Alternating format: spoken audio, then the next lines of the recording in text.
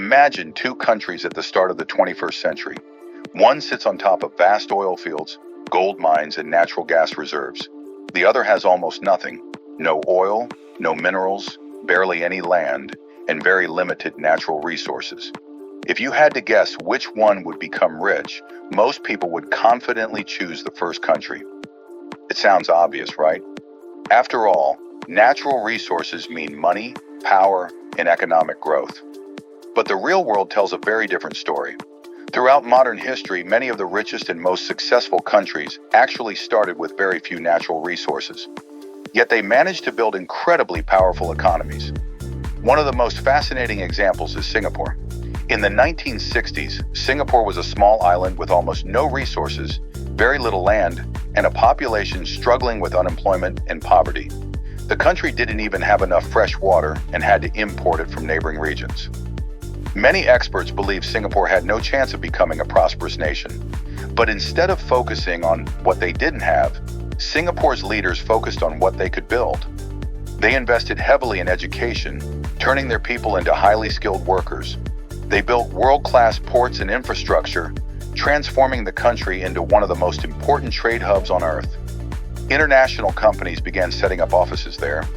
Global trade flowed through its ports, and Singapore rapidly grew into one of the wealthiest economies in the world.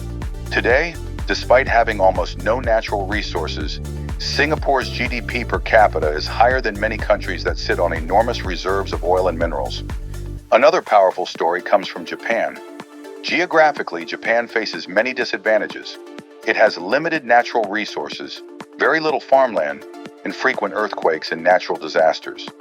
After World War II, the country's cities were destroyed, its economy was shattered, and millions of people were living in extreme hardship. But Japan chose a different path. Instead of relying on natural resources, it invested in human knowledge, technology, and innovation. Japanese engineers and entrepreneurs began building industries that would eventually dominate the world. Companies produced cars, electronics, robotics, and advanced machinery that became famous for their quality and reliability. Within just a few decades, Japan transformed itself from a war-torn nation into one of the largest and most technologically advanced economies on the planet. Meanwhile, in another part of the world, a country with immense natural wealth was facing a completely different fate. Venezuela sits on one of the largest oil reserves on Earth. For many years, the country earned enormous revenue from exporting oil. At one point, it was one of the richest countries in Latin America. But over time, the economy became dangerously dependent on oil. Instead of diversifying industries or investing heavily in education and innovation, much of the economy revolved around a single resource.